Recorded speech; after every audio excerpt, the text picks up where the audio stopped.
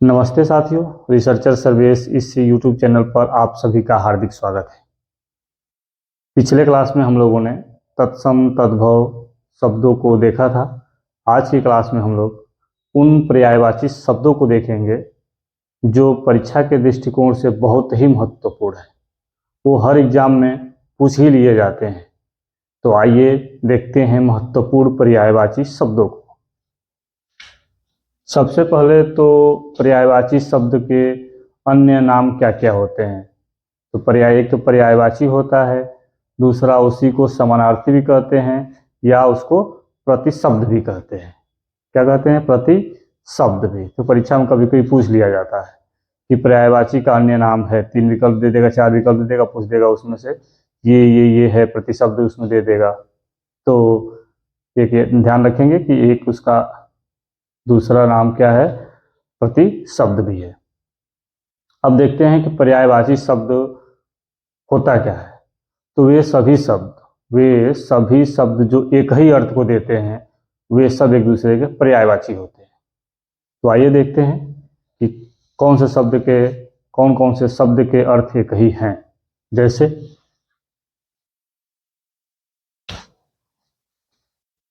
अरण्य। अरण्य का जो अर्थ होता है, किससे होता है? वन से। जंगल का भी अर्थ क्या होता है? वन। कांतार का अर्थ क्या होता है? वन। विपिन का क्या अर्थ होता है? वन। कानन का क्या अर्थ होता है? वन। वन का मतलब वन, और अटवी का मतलब भी क्या होता है? वन।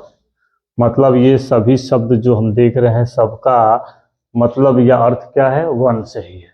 तो इसलिए सभी एक दूसरे क्या होंगे? पर्यायवाची होंगे। तो कोई इसमें से दे देगा, वन दे देगा, पूछ देगा कि जंगल इसका पर्यायवाची है, तो हमको बताना होगा। या अटवी दे देगा, पूछ देगा कि इसका पर्यायवाची है, इनमें से कोई एक विकल्प दे देगा। तो ऐसे हम लोग देखना होगा। अगला देखते हैं आंख। ये परीक्षा के दृष्टिकोण से बहुत ही महत्वपूर्ण है, ध्यान से देखेंगे। आंख। आंख का मतलब आंख होता है। लोचन का मतलब भी आंख होता है। नयन का मतलब भी आंख होता है। नेत्र का मतलब भी आंख होता है।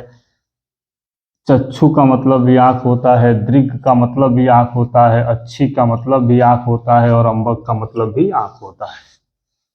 वैसे ही आकाश। आकाश का मतलब आकाश होता है। और किन किन शब्दों का मतलब आकाश होता है, ये देखते हैं। तो गगन का मतलब भी आकाश होता है। नभ मतलब भी आकाश होता है। अंबर मतलब भी आकाश होता है। व्योम मतलब भी आकाश होता है। अनंत मतलब भी आकाश होता है। और अंतरिक्ष मतलब भी आकाश होता है। अब अगला है अग्नि। अग्नि का मतलब हम क्या समझते हैं? आग। तो देखते हैं कि आग अर्थ वाले कितने शब्द हैं।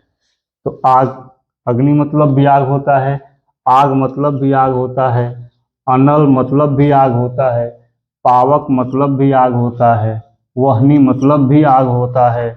धूमकेतु मतलब भी आग होता है। और वायु सखा मतलब भी आग होता है। वैसे ही अमृत। अमृत मतलब क्या होता है? अमृत ही होता है। तो और देखेंगे कि अमृत अर्थ वाले कितने शब्द हैं जो अमृत अर्थ देते हैं। तो सुधा मतलब भी अमृत होता है। अमीय मतलब भी अमृत होता है। सोम मतलब भी अमृत होता है। पीयूष मतलब भी अमृत होता है। और अमी मतलब भी अमृत होता है। उसके बाद देखेंगे अश्व। अश्व का मतलब हम लोग क्या जानते हैं?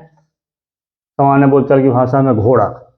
तो अश्व का मतलब होता है घोड़ा। तो देखते हैं कि इस घोड़ा अर्थ वाले कितने शब्द हैं। तो अश्व मतलब घोड़ा, घोड़ा मतलब घोड़ा है, मतलब घोड़ा, बाजी मतलब घोड़ा, तुरंग मतलब घोड़ा, घोटक मतलब घोड़ा, और रविसूत मतलब घोड़ा। जो महत्वपूर्ण है शब्द वो यहाँ रखा गया है। और भी इसके अन्य शब्द होते हैं इस अर्थ को देने वाले। वैसे ही आम। आम को हम लोग आम बोलचाल की भाषा में आम आम ही अर्थ समझते हैं। तो आम का अर्थ हुआ आम। और कितने शब्द हैं जो आम का अर्थ देते हैं? तो रसाल मतलब भी आम होता है। आम्र मतलब भी आम होता है। अमृत फल मतलब भी आम होता है। और सहकार मतलब भी आम होता है। वैसे ही सूर्य, सूर्य मतलब हम समझते हैं सूर्य, तो सूर्य अर्थ देने वाले और कितने शब्द हैं? तो दिनकर का अर्थ भी सूर्य होता है, दिवाकर मतलब भी सूर्य होता है, रवि मतलब भी सूर्य होता है, भानु मतलब भी सूर्य होता है, मार्तंड मतलब भी सूर्य होता है, आदित्य मतलब भी सूर्य होता है, हंस मतलब भी सूर्य होता है, सविता मतलब भी सूर्य होता है, भास्कर मतलब भी सूर्य होता है, अर्क मतलब भी सूर्य होता है, अंशुमाली मतलब भी सूर्य होता है, तरणी मतलब भी सूर्य होता है और पतंग मतलब भी सूर्य होता है।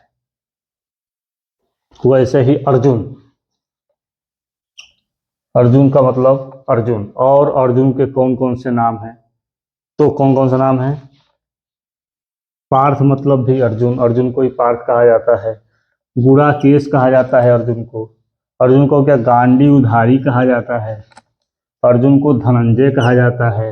अर्जुन को कौंतेय कहा जाता है।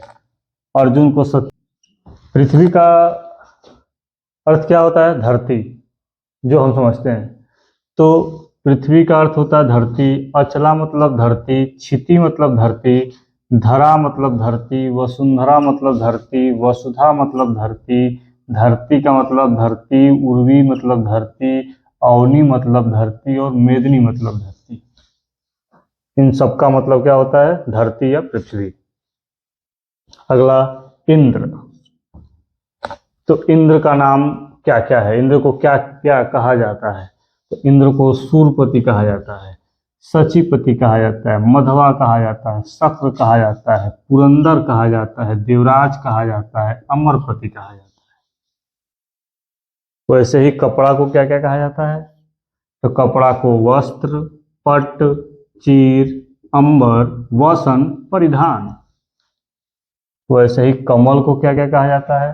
तो कमल को जलज, पंकज, अंबुज, सरोज, नलिन, अरविंद, राजीव, पदम, पुंडरीक। वैसे ही गंगा को क्या क्या कहा जाता है? गंगा, इन जाह्नवी, मंदाकिनी, सुरसरी, देवनदी, भागीरथी, विष्णुपदी और त्रिपथगा। तो इनमें से कुछ भी आएगा तो अब देख लेंगे। फिर चंद्रमा को क्या क्या कहा जाता है? सुधाकर, शशांक, राकापति, रजनीपति, निशानाथ, सुधांशु, इंदु, मृगांक, शशि, विधु, कलानिधि। जल को अंबु, वारी, नीर, उदक, तोय, सलील, इतना कहा जाता है।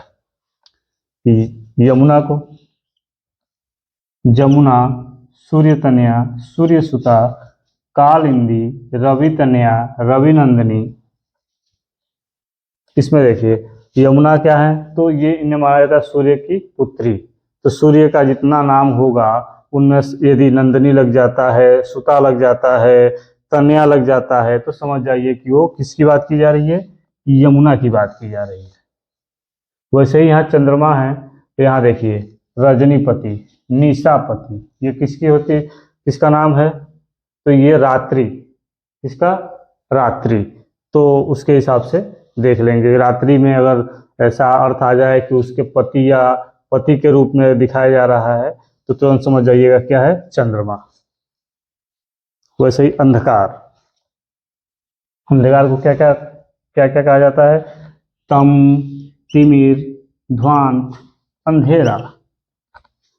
तालाब को, तालाब को सर कहा जाता है, जलाशय कहा जाता है, तड़ाग कहा जाता है, पुष्कर कहा जाता है, सरोवर कहा जाता है, कसार कहा जाता है और पोखर कहा जाता है। नदी, नदी को क्या क्या कहा जाता है?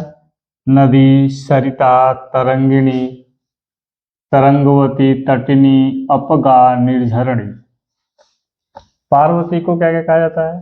तो पार्वती, गिरिजा, शैलसुता, अंबिका, भवानी, गौरी, उमा। फूल को फूल, पुष्प, कुसुम, कुहूप, सुमन, प्रसून। बंदर को बंदर, कपि, मरकट, वानर, कपीस, शाखामृग। बादल को बादल, मेघ, जलधर, वारिध, नीरज, वारिधर, अम्बुद, धराधर, जीमूत, जगजीवन। लक्ष्मी को देखिए क्या क्या, लक्ष्मी, पद्मा, पद्मासना, समुद्रजा, क्षीरोद, श्री, विष्णुप्रिया। सर्प को क्या क्या कहा जाता है? तो सर्प, अहि, विषधर, ऊरग और फणिधर।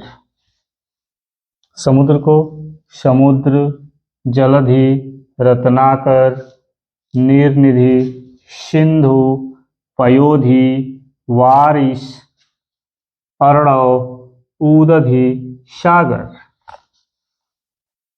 सरस्वती को सरस्वती, ब्राह्मी, भारती, वाक, भाषा, गिरा, शारदा, वीणापाणी, वागीशा, वाणी। राजा को राजा, भूपति, भूप, महीप, नृप, नरपति, नरेश, भूपाल, नरेंद्र। सिंह को क्या क्या कहा जाता है? सिंह को सिंह, नाहर, मृगेंद्र, केसरी, शार्दूल, वनराज, केसी, मृगारी, और शेर भी कहा जाता है, मृगराज भी कहा जाता है, वनहरी भी कहा जाता है। वैसे ही वृक्ष, वृक्ष को वृक्ष, तरु, द्रुम, पादप, वीटप, अगम, पेड़, गाछ। इस प्रकार हम लोगों ने परीक्षा के दृष्टिकोण से महत्वपूर्ण पर्यायवाची शब्दों को देखा।